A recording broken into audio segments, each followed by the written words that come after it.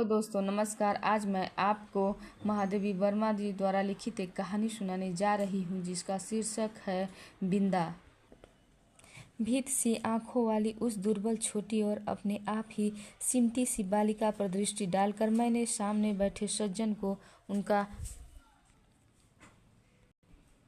भरा हुआ प्रवेश पत्र लौटाते हुए कहा, आपने आयु ठीक नहीं भरी है, ठीक कर दीजिए, नहीं तो पीछे कठिनाई पड़ेगी।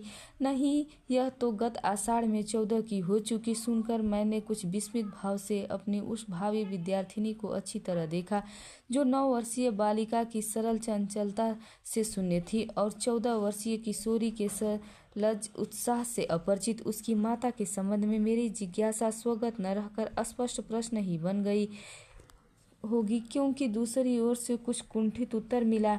मेरी दूसरी पत्नी है और आप तो जानती ही होंगी। और उनके वाक्य को अधसुना ही छोड़कर मेरा मन स्मृतियों की चित्रशाला में 2 युगों से अधिक समय की भूल के नीचे दबे बिंदा या बिंधेश्वरी के धुंधले चित्र पर अंगुली रखकर कहने लगा, ज्ञात है, अवश्य ज्ञात है। बिंदा मेरी उस समय की बाल्या सखी थी जब मैंने अपने जीवन और मृत्यु का अमिट अंतर जान नहीं पाया था। अपने नाना और दादी के स्वर्ग गमन की चर्चा सुनकर मैं बहुत गंभीर मुख और आश्वस्त भाव से घर भर को सूचना दे चुकी थी कि जब मेरा सिर कपड़े रखने की अलमारी को छूने लगेगा तब मैं निश्चय ही एक बार उनको देखने जाऊंगी। न मेरे इस पुण्य संकल्प का विरोध करने के किसी को इच्छा हुई और न मैंने एक बार मरकर कभी न लौट सकने का नियम जाना।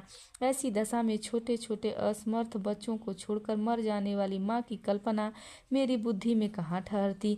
मेरा संसार का अनुभव भी बहुत संक्षिप्त सा था। अनिवस्था से मेरा साथ देने वाली सफ़ेद कुत्ती, सीढ़ियों के नीचे वाली अंधेरी कोठरी में आंखें मूंदे पड़े रहने वाले बच्चों की इतनी सतर्क पहरेदारी हो उठती थी कि उसका गुर्राना मेरी सारी ममता भरी मैत्री पर पानी फेर देता था। भूरी पूसी भी अपने चूहे जैसे निसहाय बच्चों को तीखे पैने दांत में ऐसी कोमलता से दबाकर कभी लाती कभी ले जाती थी कि उनके कहीं एक दांत भी न चुभ पाता था। ऊपर की छत के कोने पर कबूतरों का और बड़ी तस्वीर के पीछे गौरैया का जो भी घोंसला था उसमें खुली हुई छोटी छोटी चोंचों और उसमें सावधानी से भरे जाते दोनों और कीड़ों मकोड़ों को भी मैं उनको अनेक बार देख चुकी थी। बछिया को हटाते हुए भी रभा रभा कर घर भर को यह दुखद समाचार सुनाने वाली अपनी श्यामा गाय की व्याकुलता भी मुझसे छुपी न थी। एक बच्चे को कंधे से चिपकाए और एक अंगुली पकड़े हुए जो भिखारिन द्वार द्वार फिरती थी वह भी तो बच्चों के लिए ही कुछ मांगती रहती थी। अतः मैंने निश्चित रूप से समझ लिया था कि संसार का सारा कारोबार बच्चों को खिलाने पिलाने सुलाने आदि के लिए हो रहा है और इस महत्वपूर्ण कर्तव्य में भूल न होने देने का काम माँ नामधारी जीवों को सौंपा गया है। और बिंदा के भी तो माँ थी जिन्हें हम पंडिताइन चाची और बिंदा की नई अम्मा कहते थे। वे अपनी गोरी मोटी देह को रंगीन साड़ी से सजे धजे चारपाई पर बैठकर फूले गाल और चिमटी सी नाक के दोनों ओर नीले कांच के बटन सी चमकती हुई आंखों से युक्त मोहन को तेल मलती रहती थी। उनकी विशेष कारीगरी से संवारी पाटियों के बीच में लाल स्याही की मोटी लकीर सा सिंदूर, उन्नीदी सी आंखों में काले डोरे के समान लगने वाला काजल, चमकीले कर्णफूल, गले की माला, नगदार रंग बिरंगी चूड़ियाँ और घुंघरूदार बिछुए मुझे बहुत भाते थे, क्योंकि यह सब अलंकार उन्हें गुड़िया की समानता दे देते थे। यह सब तो ठीक था, पर उनका व्यवहार विचित्र सा जान पड़ता था। सर्दी के दिनों में जब हमें धूप निकलने पर जगाया जाता था, गर्म पानी से हाथ मुंह धुलाकर मोजे जूते और ऊनी कपड़ों से सजाया जाता था और मना कर गुनगुना दूध पिलाया जाता था, तब पड़ोस के घर में पंडिताइन चाची का स्वर उच्च से उच्चतर होता रहता था। यदि उस गर्जन तर्जन का कोई अर्थ समझ में न आता तो मैं उसे श्याम के रभाने के समान स्नेह का प्रदर्शन भी समझ सकती थी, परंतु उसकी शब्दावली परिचित होने के कारण ही कुछ उलझन पैदा करने वाली थी। उठती है या आऊं? बैल कैसे दीदे, क्या निकाल रही है? मोहन का दूध कब गर्म होगा? अभागी मरती भी नहीं आदि वाक्यों में जो कठोरता की धारा बहती रहती थी उसे मेरा अबोध मन भी जान ही लेता था। कभी कभी जब मैं ऊपर की छत पर जाकर उस घर की कथा समझने का प्रयास करती, तब मुझे मैली धोती लपेटे हुए बिंदा ही आंगन से चौके तक फिरकनी सी नाचती दिखाई देती। उसका कभी झाड़ू देना, कभी आग जलाना, कभी आंगन के नल से कलसी में पानी लाना, कभी नई अम्मा को दूध का कटोरा देने जाना मुझे बाजीगर के तमाशे जैसा लगता था, क्योंकि मेरे लिए तो ये सब कार्य असंभव से थे। पर जब उस विस्मित कर देने वाले कौतूहल की उपेक्षा कर पंडिताइन चाची का कठोर स्वर गूंजने लगता, जिसमें कभी कभी पंडित जी की घुड़की का भी पुट रहता था, तब न जाने किस दुख की छाया मुझे घेरने लगती थी। जिसकी सुशीलता का उदाहरण देकर मेरे नटखटपन को रोका जाता था, वही बिंदा घर में चुपके चुपके कौन सा नटखटपन करती रहती है, इससे बहुत प्रयत्न करके भी मैं न समझ पाती थी। मैं एक भी काम नहीं करती थी और रात दिन उधम मचाती रहती, पर माँ ने मुझे कभी मर जाने की आज्ञा न दी और न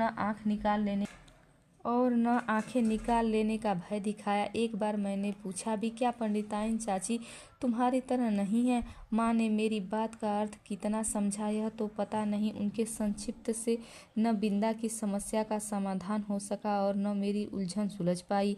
बिंदा मुझसे कुछ ही बड़ी रही होगी, परंतु उसका नाटापन देखकर ऐसा लगता था मानो किसी ने ऊपर से दबाकर उसे कुछ छोटा कर दिया हो। 2 पैसे में आने वाली खजड़ी के ऊपर चढ़ी हुई झिल्ली के समान पतले चर्म से मढ़े और भीतर की हरी हरी नसों की झलक देने वाले उसके दुबले हाथ पैर न जाने किस अतीत भय से अवसन्न रहते थे। कभी कहीं से कुछ आहट होते ही उसका विचित्र रूप से चौंक पड़ना और पंडिताइन चाची का स्वर कान में पड़ते ही उसके सारे शरीर का थर्रा उठना मेरे विस्मय को बढ़ा ही नहीं देता था, प्रत्युत उसे भय में बदल देता था। और बिंदा की आंखें तो मुझे पिंजड़े में बंद चिड़िया की याद दिलाती थी।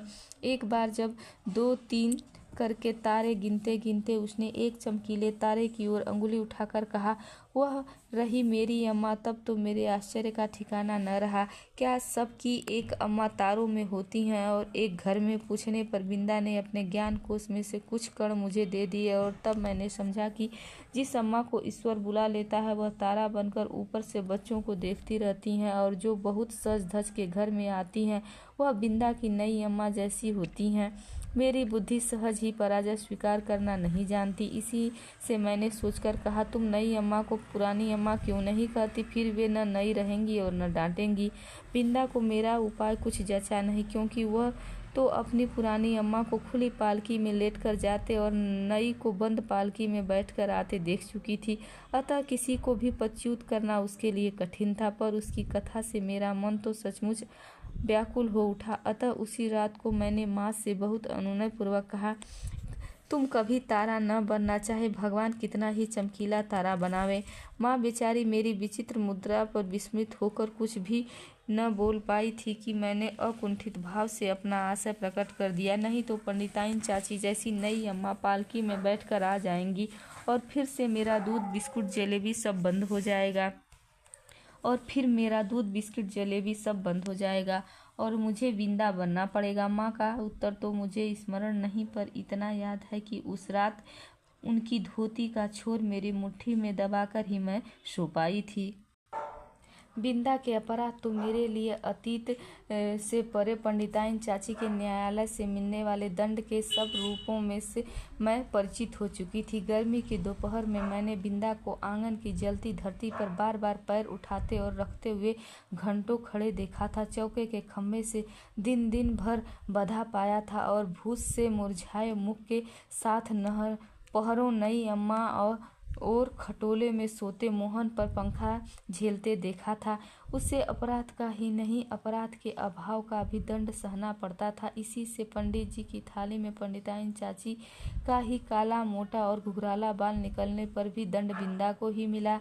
उसके छोटे छोटे हाथों से धुल न सकने वाले उलझे तेलहीन बाल भी अपने स्वाभाविक भूरेपन और कोमलता के कारण मुझे बड़े अच्छे लगते थे। जब पंडिताइन चाची की कैंची ने उन्हें कूड़े के ढेर पर बिखराकर उनके स्थान को बिल्ली की काली धारियों जैसी रेखाओं से भर दिया तो मुझे रुलाई आने लगी। पर बिंदा ऐसे ही बैठी रही, मानो सिर और बाल दोनों नई अम्मा के ही हों और एक दिन याद आता है, चूल्हे पर चढ़ाया दूध उफना जा रहा था। बिंदा ने नन्हे नन्हे हाथों से दूध की पतीली उतारी अवश्य, पर वह उसकी अंगुलियों से छूटकर गिर पड़ी। खौलते दूध से जले पैर के साथ दरवाजे पर खड़ी बिंदा का रोना देख मैं तो हतबुद्धि सी हो गई। पंडिताइन चाची से कहकर वह दवा क्यों नहीं मंगवा लेती, यह समझना मेरे लिए कठिन था। उस पर जब बिंदा मेरा हाथ अपने जोर से धड़कते हुए हृदय से लगाकर कहीं छिपा देने की आवश्यकता बताने लगी, तब तो मेरे लिए सब कुछ रहस्यमय हो उठा।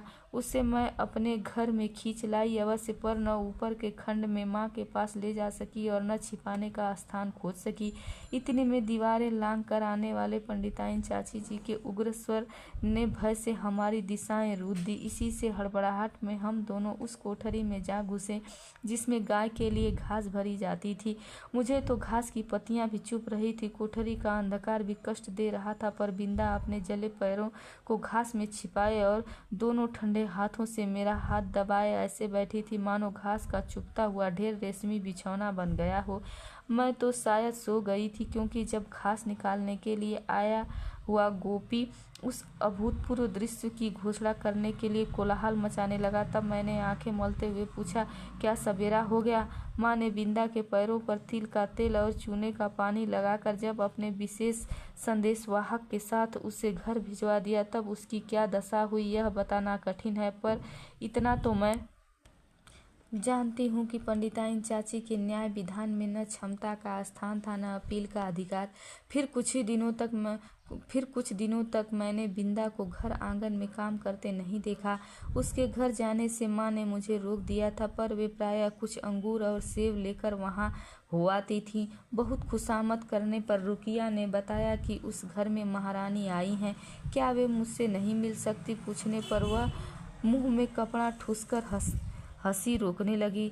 जब मेरे मन का कोई समाधान न हो सका, तब मैं एक दिन दोपहर को सभी की आंखों से बचकर बिंदा के घर पहुंची। नीचे के सुनसान खंड में बिंदा अकेली एक खाट पर पड़ी थी, आंखें गड्ढे में धंस गई थी, मुख दानों से भरकर न जाने कैसा हो गया था और मैली सी चादर के नीचे छिपा शरीर बिछौने से भिन्न ही नहीं जान पड़ता था। डॉक्टर दवा की शीशियां, सिर पर हाथ फेरती हुई माँ और बिछौने के चारों चक्कर काटते हुए बाबूजी ने बिना भी बीमारी का अस्तित्व है यह मैं नहीं जानती थी। इसी से उस अकेली बिंदा के पास खड़ी होकर मैं चकित सी चारों ओर देखती रह गई। बिंदा ने ही कुछ संकेत और कुछ अस्पष्ट शब्दों में बताया कि नई अम्मा मोहन के साथ ऊपर खंड में रहती हैं, शायद चेचक के डर से सवेरे शाम बरौनी आकर उसका काम कर जाती हैं।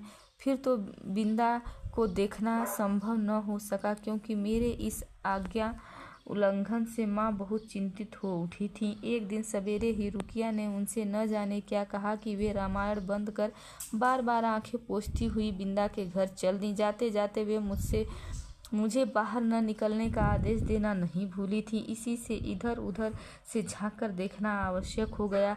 रुकिया मेरे लिए त्रिकालदर्शी से कम न थी, परंतु वह विशेष अनुनय विनय के बिना कुछ नहीं बताती थी और उससे अनुनय विनय करना मेरे आत्मसम्मान के विरुद्ध जान पड़ता था। अतः खिड़की से झांक कर मैं बिंदा के दरवाजे पर जमा हुए आदमियों के अतिरिक्त और कुछ न देख सकी और इस प्रकार की भीड़ से विवाह और बारात का जो संबंध है मैं उसे जानती थी। तब क्या उस घर में विवाह हो रहा है, और हो रहा है तो किसका, आदि प्रश्न मेरे बुद्धि की परीक्षा लेने लगे। पंडित जी का विवाह तो तब होगा जब दूसरी पंडिताइन चाची भी मरकर तारा बन जाएंगी और बैठ न सकने वाले मोहन का विवाह संभव ही नहीं। यही सोच विचार कर मैं इस परिणाम तक पहुंची कि बिंदा का विवाह हो रहा है। उसने मुझे बुलाया तक नहीं। इस अचिंत्य अपमान से आहत मेरा मन सब गुड़ियों को साक्षी बनाकर बिंदा को किसी भी शुभ कार्य में न बुलाने की प्रतिज्ञा करने लगा। कई दिन तक बिंदा के घर झांक कर जब मैंने माँ से उसके ससुराल से लौटने के संबंध में प्रश्न किया, तब पता चला कि वह तो अपनी आकाशवासिनी अम्मा के पास चली गई। उस दिन से मैं प्रायः चमकीले तारे के आसपास फैले छोटे तारों में बिंदा को ढूंढती रहती, पर इतनी दूर से पहचानना क्या संभव था। तब से कितना समय बीत चुका है, पर बिंदा और उसकी नई अम्मा की कहानी शेष नहीं हुई। कभी तो हो सकेगी या नहीं, इसे कौन बता सकता है। धन्यवाद। प्लीज़ कहानी अच्छी लगे तो वीडियो को लाइक कीजिए और चैनल को सब्सक्राइब कीजिए। धन्यवाद।